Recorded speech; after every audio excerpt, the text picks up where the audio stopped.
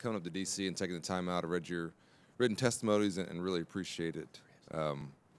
You know, there's a tension here between increasing the cap for PFCs and our needed investments in our airports, which those of us who are on this committee see in every area of infrastructure now. You know, we need to combat congestion. We need to invest in the future. Somebody's going to have to pay for it. How are we going to do that? You know, that's the kind of tension that we're facing here. And you know, we have a couple of great airports that service my district in Dallas, and North Dallas and North Texas, DFW and Love Field. Great airports, great also airlines at those airports, American and Love, that have done incredible things for our community. So I'm, like a lot of my colleagues here, you know, we're having a hard time, I think, trying to figure out what's the right balance. But Dallas has also become a tourist attraction, and I'm really proud of that. And I want us to continue to be an attraction, Ms. Barnes. And I know I've met with some of your folks, and I think we're doing well there. In 2017, 27 million people visited Dallas, spending $4.7 billion and generating a total economic impact of $8 billion for us.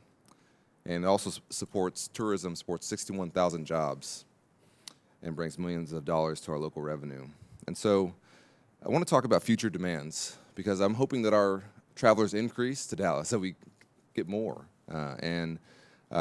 In your testimony, your written testimony, you talk about what might happen if we don't keep up with the demands and how that might impact our travel. And I was wondering if you could talk about that a little bit more, and what you see from your industry side, the impact of us not investing and being ready for this increase in travel. Sure, thank you. And our folks really enjoyed spending time with you down in your district recently. You know, we're seeing that there are 32 million trips that are avoided due to airport hassles each year.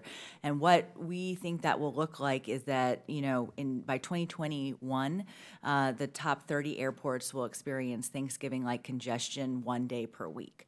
And by 2030, there will be at least 9 airports that will not have enough airside capacity to meet demand. And so, you know, that's the reason that we support an increase in the PFC, again, an optional increase for airports to use at their discretion and with FAA approval, because as I noted when Congresswoman Titus mentioned the importance of international travelers coming to the U.S., we want to encourage more international travelers to come here, to spend their money here at places, at restaurants and attractions and hotels. And that's an export, and that's a benefit to the economy. So we think that increases in infrastructure. We know that there's about 32 million, as I said, folks not taking trips. That's $24 billion.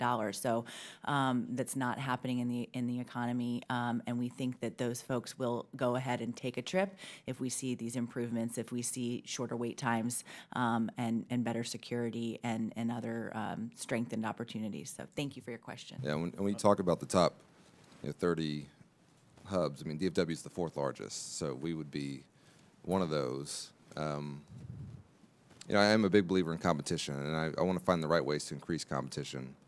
Mr. Crowder, though, you mentioned in your written testimony there's been a shift in airport infrastructure that we need to be looking at, from airside to landside facilities. Dallas Love, which serves my district, as I said, has only one entry from a heavily used city street. The intersection at the airport entrance is consistently congested, and Dallas Love is closest to where I live, so I take it a lot due to the high volume of traffic, and that's magnifying the need for an alternate entry. And I'm love to talk to you about how the PFC is more flexible for those kinds of investments. I'm going through that right now, Congressman Allred, in Spokane. Same issue where we have congested access road, and we're trying to use AIP money to try to fund that. But we have run into so much red tape and so many roadblocks in that process, and we need to move more quickly. We need to build that road this year. And then it's also a game of diminishing returns with how you want to use that AIP money, because we're putting it on a lower priority. It's not an airfield priority, so that means we cut ourselves off from discretionary funding with the FAA.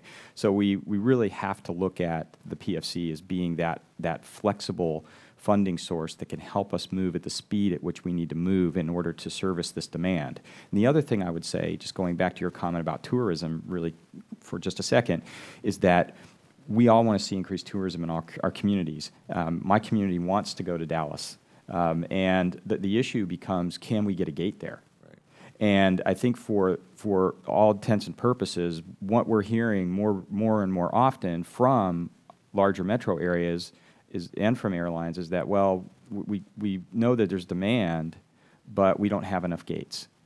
And I think that's a big issue in terms of your district, and I think that's, again, where the PFC comes in to allow airports the ability to build those gates to allow additional access for smaller communities.